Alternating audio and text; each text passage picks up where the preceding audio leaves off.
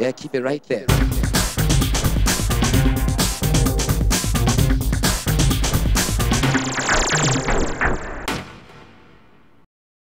It's rad to see riders like Blake emerging this summer. Now he's also an indie rider, which brings us to our next segment where we head to Bly Cable Park on the Sunshine Coast, where we meet up with Dion Nagy, who's an indie wake skater. Hi, my name's Dion Nagy. I'm 23 years old and I've been riding wake skate for about 4.5 years.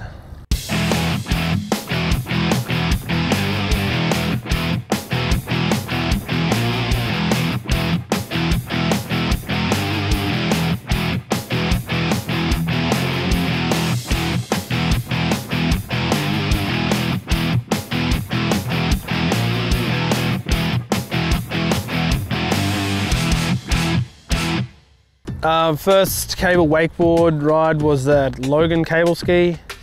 A couple of friends just went down, thought something different, give it a crack. I used to ride freestyle motocross. Had a big accident when I was 14, so kind of gave that up, a bit of a shock. And yeah, just a couple of mates said, let's go give cable a go, and I'd never seen it before, so we cruised down to cable ski Logan one day and been going there pretty much every day now, riding for the last 4 years.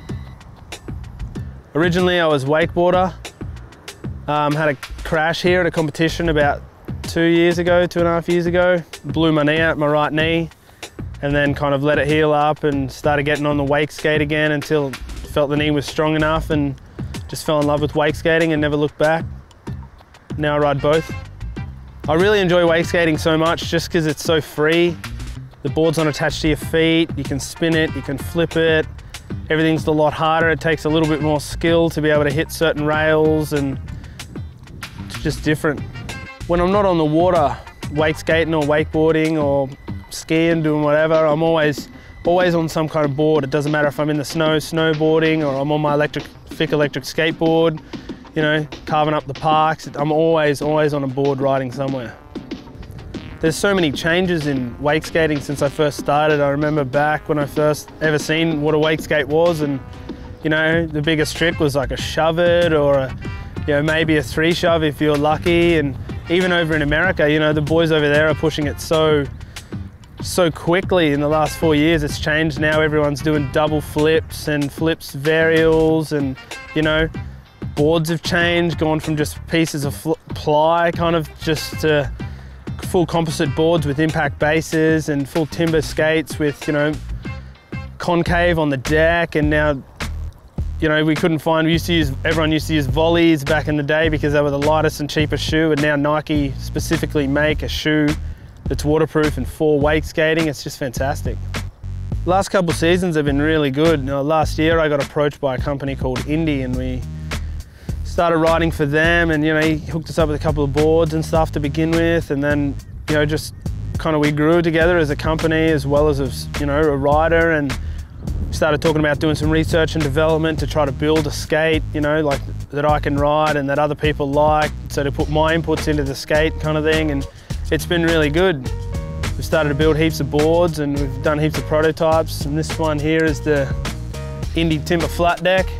It's just a basic entry-level board, really cheap, no deck concave, just flat, nice smooth rocker. It's a Canadian maple and birch blend, so the timber's really, really hard, which is really good for obstacles or sliding. It means the board won't soak up as much water, it won't stick, it'll slide. Just really basic, real entry level. I've been riding this for the last 1.5 years. I won last season on this board, and I've still been riding it now until we've got the prototypes that have just been coming in.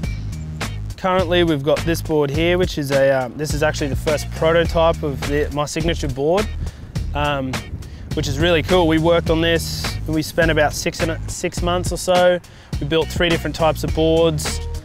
This is the one we like the most. It's got a nice impact base. When I was building the board, I was just trying to think of what does wake skaters look for in a board? You know, you need a board that's nice and heavy. This one weighs 4.1 kilos, so when you're riding it, the wind's not going to pick it up and drag it off your feet. It's got a lot of weight in it, so to keep it to your feet with momentum, and when you throw into spins or shove-its or kick flips, it's got a lot of weight in the board to keep it moving, so the wind doesn't grab it and push it away.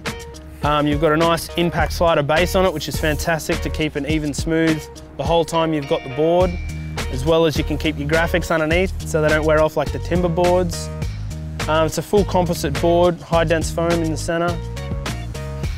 Nice little bit of deck concave, not too much because that way your feet won't get caught up on it, but it's really nice and smooth. We're just working on the edges at the moment and it's due to be released mid next year, hopefully, if all going well. Last season was really good. I managed to get first overall in the Cable World Down Under Tour, which is over here. This season, kind of trying to back it up again. We've had 3 stops so far, the Liquid Force Rail Jam series. Get podiums on every one I've got so far, and yeah, just kind of that's my aim, my goal. I'm trying to take this one out again, hopefully overall.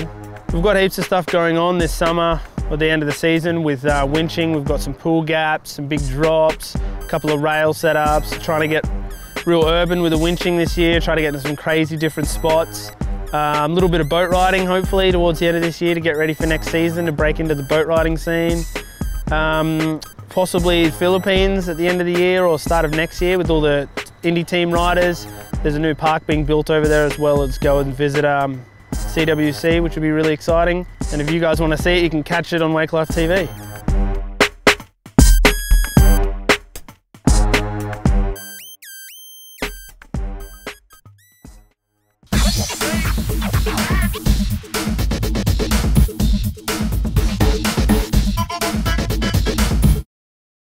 It's another buyer's guide here at Trojan Wake Ski and Snow, and we're here with Job Rack, who's just been recently sponsored by Ronix. He's going to tell us all about the One board.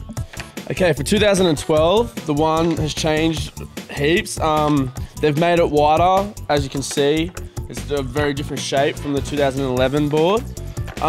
They've really mellowed out the rocker to really create a better glide speed, because that's what they were aiming for. They've got 3 different types. Is the Modelo with all the Ronix lines, with all the pro models. There's an ATR version, sintered base, so you can take it on the sliders. Then we've got the Time Bomb. It's injected with a PVC foam, so it's super light, super strong. It's the lightest, stiffest board Ronix has made for 2012. Now, young superstar Harley Clifford is about as diverse a rider as they come. His board needs to be fast and carve hard to give him that extra boost to achieve his world champion status. In the Liquid Force range, there's the Shane Bonifay Team Hybrid. It's perfect for both the rail park and behind the boat. It also offers a hard-hitting pop that is enhanced by the board's flex. The double to triple concave gives a huge sweet spot and a smooth landing. And not to forget the Hyperlight Marek by Rusty Malinovsky's back for 2012 with a system, boot and binding setup. It's an aggressive 3-stage hybrid design that would be perfect for the medium to advanced rider. Rusty's matching board comes in 2 options this season, the Bio for the advanced rider and the Nova, more suited for the professional skill set. The Marek range is light and ultra responsive. It also features an enduro base for rail riding fun. Our pick this season for the best looking wakeboarding package on the market would have to be the Ronix Bill and Frank 2012 combination.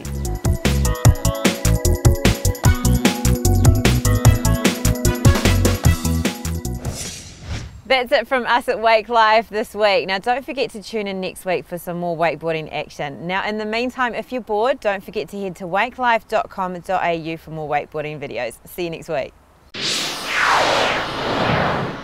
Yeah, keep it right there.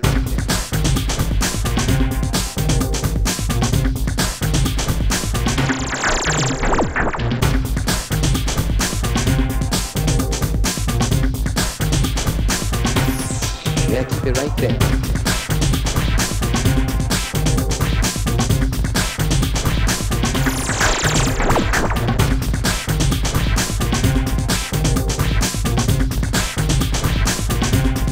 Yeah, keep it right there.